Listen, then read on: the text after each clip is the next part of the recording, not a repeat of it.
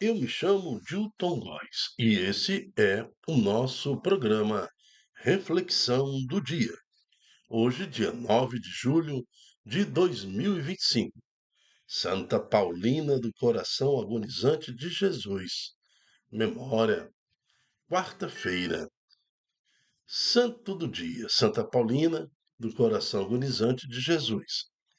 Anábile Lúcia Visitainer nasceu no dia 16 de dezembro de 1865, em Vigolo, isso na Itália.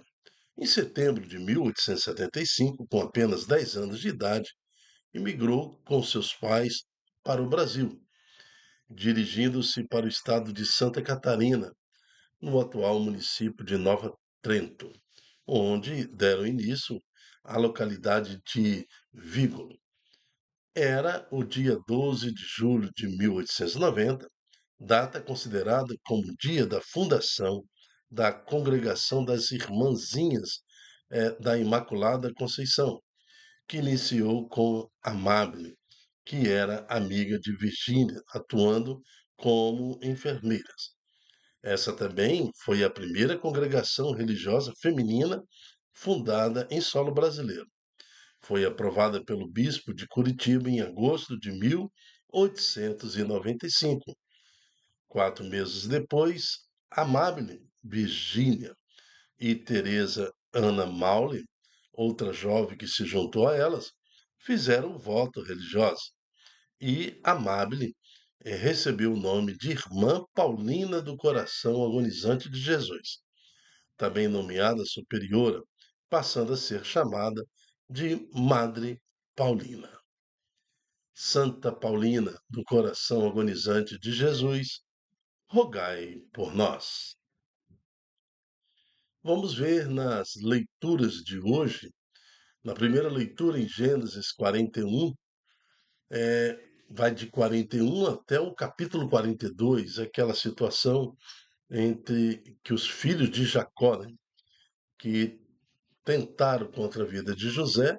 José agora é uma grande autoridade no Egito, e agora nós estamos vendo aquela situação onde em Israel passa-se fome. Então, somente no Egito tem grãos o suficiente para saciar a fome daquela região. E os irmãos de José, eles têm que recorrer ao Egito. E agora estão diante do irmão que anteriormente eles tentaram e se propuseram até com a intenção de matar esse irmão.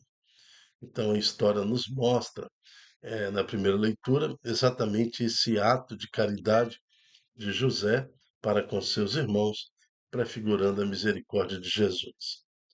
No responsório de hoje, o Salmo 32, que vai nos lembrar sobre nós, venha, Senhor, a vossa graça, da mesma forma que em vós nós esperamos. E no Santo Evangelho de hoje, a escolha dos 12 apóstolos, onde nós vamos ver em destaque que eles tinham poder para expulsar espíritos maus, para curar todo tipo de doença e enfermidade. Esta era então a estrutura da Igreja de Jesus, que perdura até os dias de hoje. Vamos ouvir com atenção a palavra de Deus. Leitura do livro do Gênesis. Naqueles dias, todo o Egito começou a sentir fome, e o povo clamou ao faraó pedindo alimento. E ele respondeu-lhe: Dirigi-vos a José e fazei o que ele vos disser. Quando a fome se estendeu a todo o país, José abriu celeiros e vendeu trigo aos egípcios, porque a fome também os oprimia. De todas as nações vinham ao Egito comprar alimento, pois a fome era dura em toda a terra. Os filhos de Israel entraram na terra do Egito com outros que também iam comprar trigo, pois havia fome em Canaã. José era governador da terra do Egito. Conforme a sua vontade, se vendia trigo à população. Chegando os irmãos de José, prostraram-se diante dele com o rosto em terra. Ao ver seus irmãos, José os reconheceu e mandou metê-los na prisão durante 3 dias. E no terceiro dia disse-lhes: Fazei o que já vos disse e vivereis, pois eu temo a Deus. Se sois sincero, fique um dos irmãos preso aqui no cárcere, e vós outros ide levar para vossas casas o trigo que comprastes. Mas trazei-me o vosso irmão mais novo, para que eu possa provar a verdade de vossas palavras, e não morrerdes. Eles fizeram como José lhes tinha dito, e diziam uns aos outros: Sofremos justamente estas coisas, porque pecamos contra o nosso irmão. Vimos a sua angústia quando nos pedia compaixão e não o atendemos. E por isso que nos veio esta tribulação. Rubem disse-lhes: Não vos adverti dizendo: Não pequeis contra o menino? E vós não me escutastes. E agora nos pedem conta do seu sangue. Ora, eles não sabiam que José os entendia, pois lhes falava por meio de intérprete. Então José afastou-se deles e chorou. Palavra do Senhor, graças a Deus.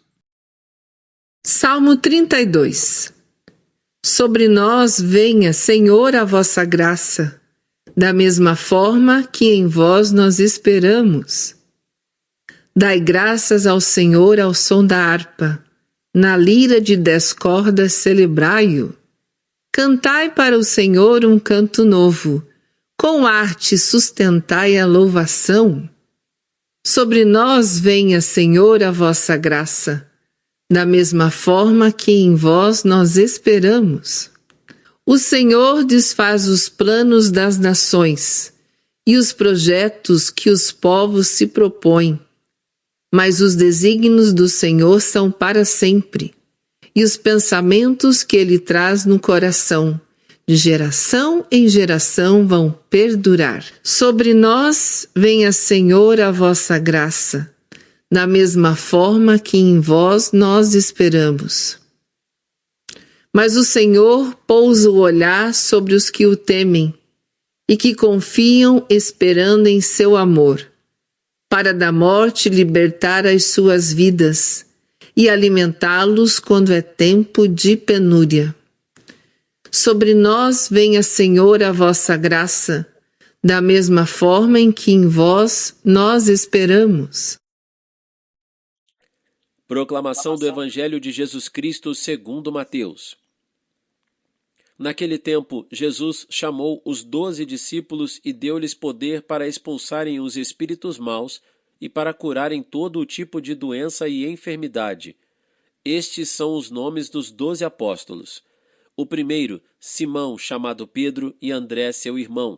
Tiago, filho de Zebedeu, e seu irmão João. Filipe e Bartolomeu. Tomé e Mateus, o cobrador de impostos. Tiago, filho de Alfeu, e Tadeu. Simão, o zelota, e Judas Iscariotes, que foi o traidor de Jesus.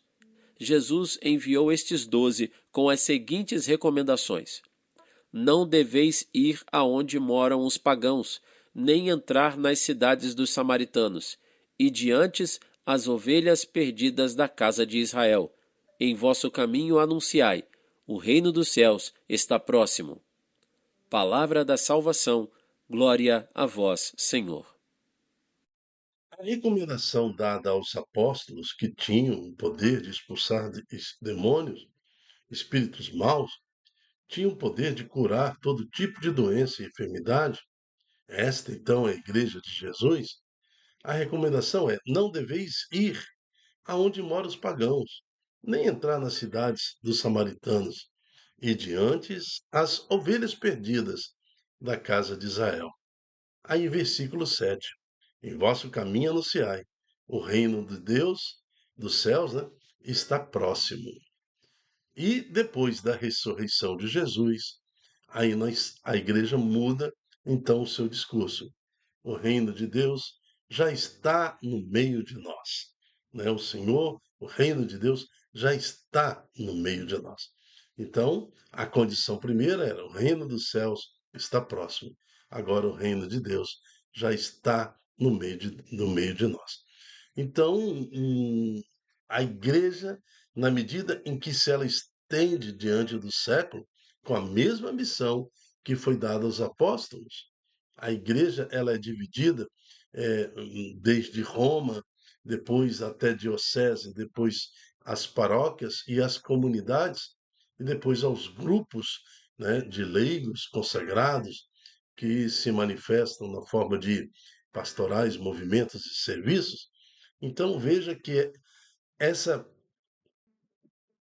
visão comunitária próxima que Jesus orienta aos seus apóstolos, não deveis a ir onde moram os pagãos, nem entrar nas cidades dos samaritanos, ou seja, se preocupar antes com as ovelhas perdidas da casa de Israel. Então, esta preocupação com a família, preocupação com o seu bairro, com o seu grupo, né, nas comunidades. Então, embora a igreja em Cristo tenha visão geral do mundo, nós devemos atuar a nossa forma de evangelizar nas proximidades, bem próximo de nós, naquele que o Senhor Jesus nos confia. Assim, na primeira leitura, nós vamos ver isso quando o José, que é um dos filhos de Jacó, né? Então ele tem mais 11 irmãos, e os 11 irmãos tentam contra ele, tentando matar, inclusive, José. Mas, arrependidos, vende José como escravo.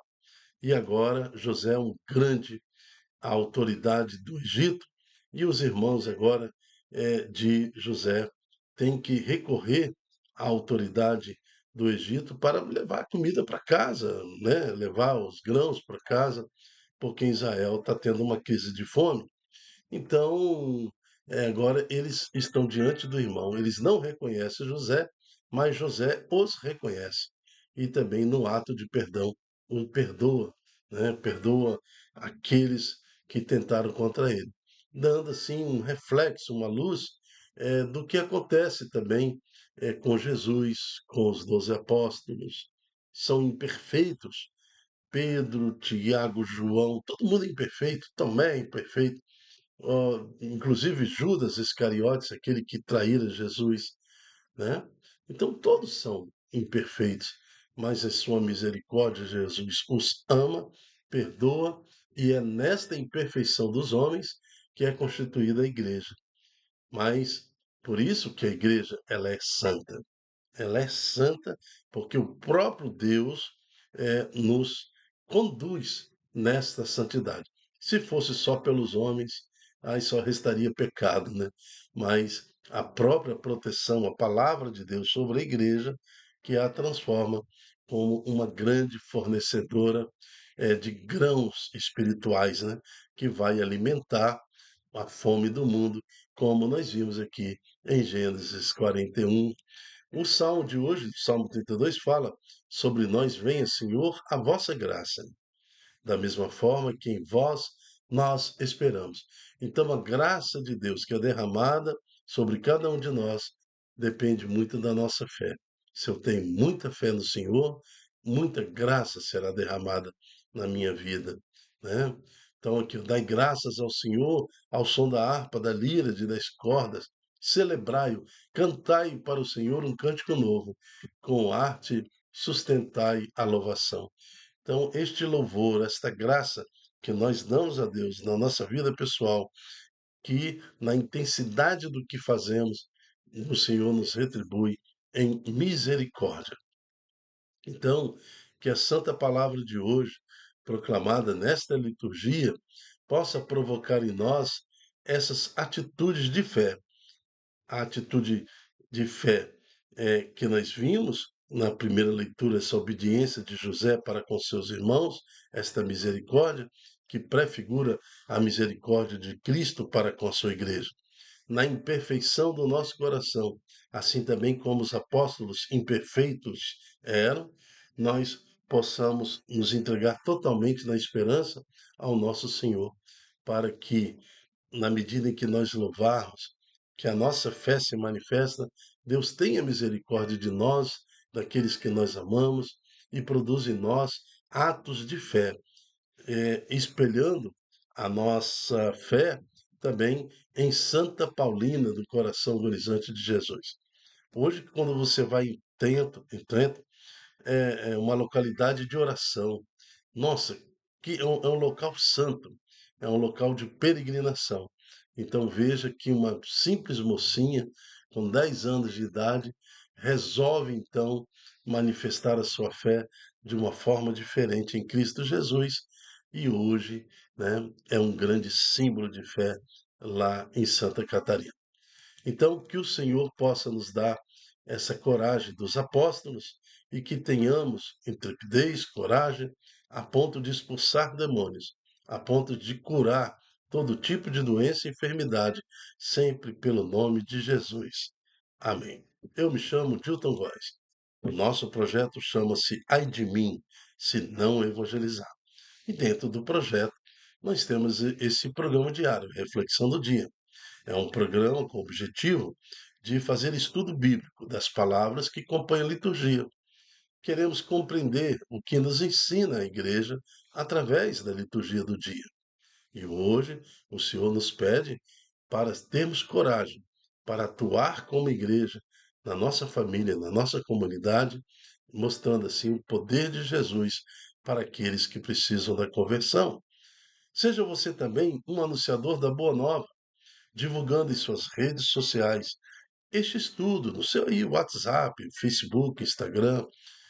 Divulga esta pregação para que mais corações escolham viver na palavra de Deus. Até a próxima, se Deus quiser. Tchau, tchau.